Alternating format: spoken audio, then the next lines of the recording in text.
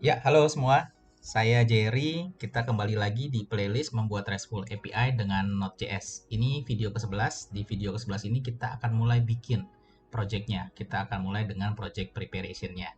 Untuk project preparation ini, teman-teman bisa bikin buat folder di mana aja di komputer teman-teman. Nanti kita akan mulai bikin project-nya dari situ. Ya, ini saya sudah siapkan satu project, namanya satu folder gitu ya, namanya RESTful API. Nah, kita akan bikin tulis code kita di sini.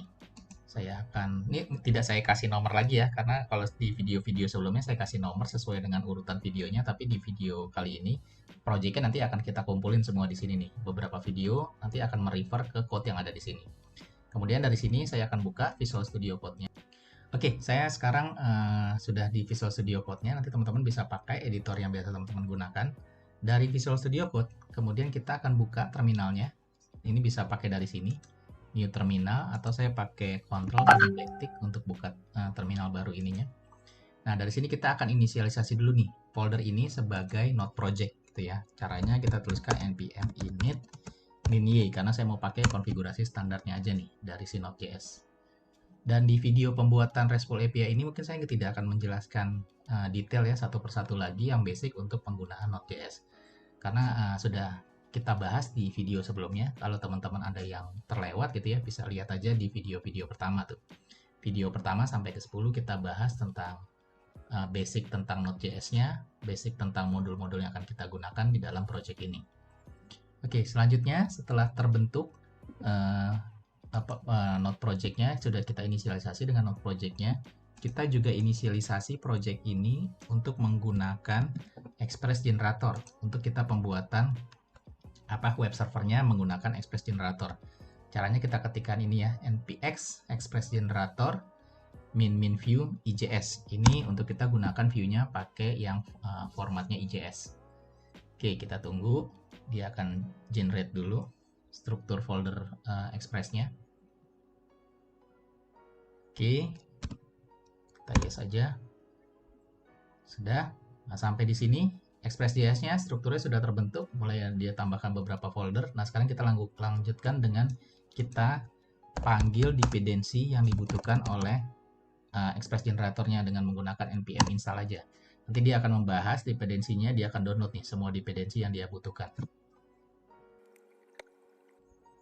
Oke, selesai. Kita tambahkan juga nodemon yang mau kita gunakan. npm i install, kita install nodemon-nya.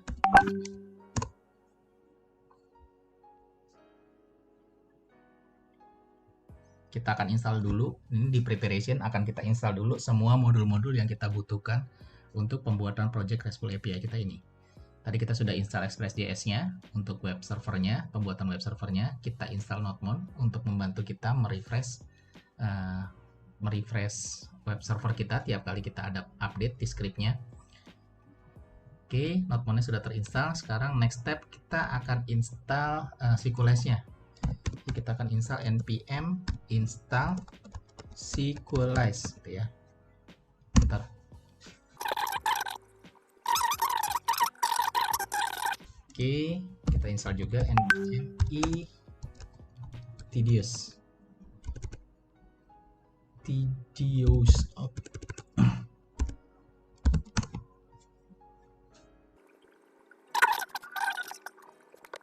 Oke, sekarang Tedious-nya sudah terinstall. Selanjutnya kita akan inisialisasi juga project kita ini sebagai SQLite project gitu ya. SQLite-nya akan membentuk beberapa folder tambahan untuk dia bisa melakukan proses ORM di dalam project kita. Caranya dengan kita tuliskan npx kemudian SQLite CLI init. Itu ya. Enter. Dia akan menginisialisasi project kita sebagai project ORM SQLite. Dia akan nambahkan beberapa folder di dalamnya nanti. Ya, oke. Setelah selesai, nanti SQLite-nya akan menambahkan beberapa folder tambahan ya. Dia akan tambahkan folder model, migration, sama seeder, dan juga dengan folder config-nya, konfigurasinya. Oke, sampai di sini kita sudah menginstal seluruh modul yang kita butuhkan untuk saat ini. Sekarang kita balik dulu, kita konfigurasi di sini. Karena kita sudah pakai node mount, ini proses startnya kita rubah sedikit jadi seperti ini ya. Node mount untuk start pointnya di sini. Kemudian kita akan bikin dulu database yang akan kita gunakan. Oke, di project ini saya pakai SQL Server, jadi saya masuk ke sini SSMS-nya, SQL Server Management Studio-nya, kemudian saya tambahkan satu database baru nih. Kita kasih nama apa ya? Kita kasih nama REST API aja deh. REST API server aja. API SVR gitu ya. Oke, saya oke. Udah, kita cukup bikin database-nya aja di sini nih. Nanti struktur table-nya akan kita buat melalui proses migration. Oke, sampai di sini kita tutup aja. Kita balik lagi ke Visual Studio Code-nya. Oke, dari Visual Studio Code sekarang kita konfigurasi dulu SQLize-nya untuk bisa dapat koneksi ke database kita. Kita masuk ke sini, ke folder config. Nanti di dalamnya ada config.json, kita rubah di sini. Ini username-nya saya pakai demo. Saya punya user demo, password-nya itu QWERTY@123. Kemudian ini database-nya tadi namanya API SVR. Host-nya saya tadi instance-nya itu pakai ini nama instance-nya. Nanti ini disesuaikan ya dengan konfigurasi di tempat teman-teman. Dialeknya saya pakai SQL Server jadi MS SQL. Oke, sudah, ini kita save. Sekarang kita balik lagi ke sini, ke struktur folder kita. Kita tambahkan dulu satu folder baru yang namanya controller. Ini biar struktur foldernya nanti lebih rapi ya. Ini untuk MVC-nya. Controllers gitu kita taruh di sini biar lebih terstruktur. Controllernya kita taruh di sini karena bawaannya dari apa namanya Express generatornya dia tidak buat nih. Dia cuma buat view-nya dan modelnya, tapi controllernya dia tidak buat ya. Kita bikin sendiri aja, kita taruh di sini. Oke, next selanjutnya kita akan bikin file migration-nya. Oke, ini file config-nya karena sudah tidak digunakan, kita close aja. Oke, kita akan bikin file migration-nya dari script di sini ya. Saya clear dulu aja. Clear. Kita pakai tadi, kita pakai npx-nya SQLize CLI. Kemudian untuk bikin model dan migration-nya kita bikin model.generate apa yang mau kita generate. Kita mau generate modelnya, kita kasih namanya user gitu ya, fieldnya apa aja, kita kasih atribut. Ini saya tulis dulu aja, nanti teman-teman bisa nanti baru saya jelasin ya setelah saya tulis scriptnya.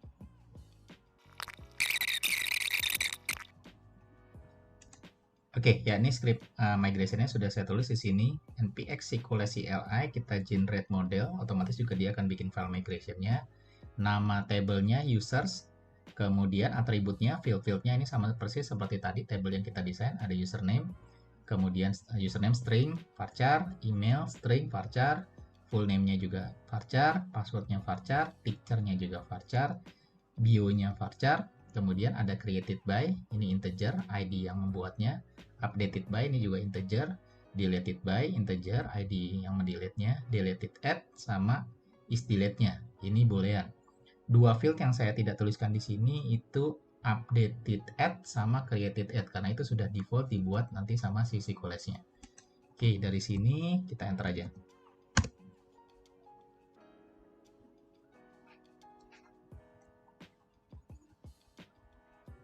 Oke, dia sudah selesai membuat model dan file migration-nya. Modelnya dia taruh di sini di folder model, kemudian migration-nya dia taruh di folder migration gitu ya. Cuma saya mau konfigurasi lagi dikit di sininya di file migration yang dia buat. Karena defaultnya tadi kalau kalau varchar dia bikin string tapi dia tidak tentukan ya. Saya mau tentuin di sini ukurannya ini 50 aja. Varchar 50. Kemudian email varchar 100 saja, full name varchar 100, kemudian Untuk passwordnya nanti karena di enkripsi jadi panjang, saya bikin 255 dulu aja. Picture-nya varchar 100. Untuk biodata varchar 255. Oke, selebihnya nggak saya rubah ya. Ini created by biarin integer, updated by biarin. Oke, ini semuanya udah. Kita save aja di sini. Oke, selanjutnya migration-nya sudah jadi. Sekarang kita lakukan proses generate table-nya dengan menggunakan script migration-nya Sequelize. npx kemudian Sequelize CLI db migrate.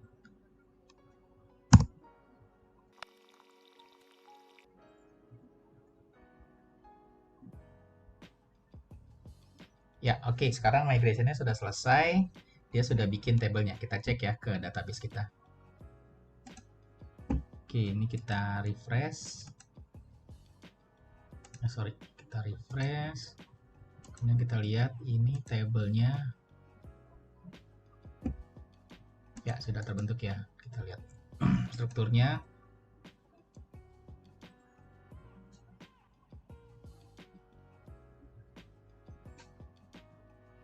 Oke, ini sudah sama persis seperti yang kita butuhkan ya tadi ya. Username, email, full name, password, picture, varchar, oke, bio, created by, updated by, deleted add, is deleted, created add, sama updated add. Oke, ini sudah selesai semua. Sekarang kita akan bikin default value deh. Kita bikin default value record untuk user ini. Jadi kita bikin file seeder nanti dengan memanfaatkan seedernya Sequelize. Kita balik lagi ke Visual Studio Code. Oke, untuk bikin file seeder kita akan manfaatkan Sequelize CLI lagi, npx Sequelize CLI, kemudian seed generate. Nama seedernya apa ya? Kita kasih name-nya default user aja deh, default user. Ya, oke. Sekarang file default seedernya, default user seedernya sudah dia buat, dia taruh di sini di folder ini. Seeder, nah ini namanya. Kita buka. Sekarang ini dia baru bikin strukturnya aja, tapi datanya belum. Kita harus bikin sendiri di sini nih. Oke, untuk buat datanya ini kita uncomment aja nih sampelnya dari dia. Kita buang dulu aja. Kita uncomment dulu. Ini kita buang dulu ya. Oke, saya tuliskan dulu, nanti baru saya speednya saya cepetin. Saya buat dulu scriptnya, nanti baru saya jelasin ya. Oke, saya sudah buat default usernya. Ini default usernya ada 3. Satu saya buat super user, kemudian ada admin, kemudian ada tester. Ini default user yang akan saya buat di dalam default seedernya nih. Jadi nanti kalau kita run, nanti dia akan bikin 3 record ini ke dalam table kita. Oke, saya save dulu. Sekarang kita coba running ya. Kita seeding data ini ke dalam tabelnya. Cara untuk kita seeding kita pakai lagi npx Sequelize CLI kemudian db seed all.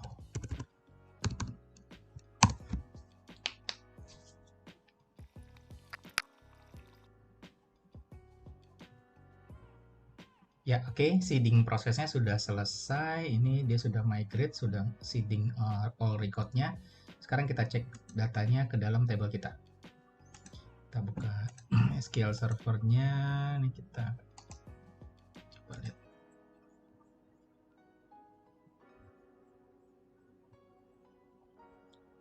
Oke, ini udah masuk ya default datanya, super user, admin, sama tester.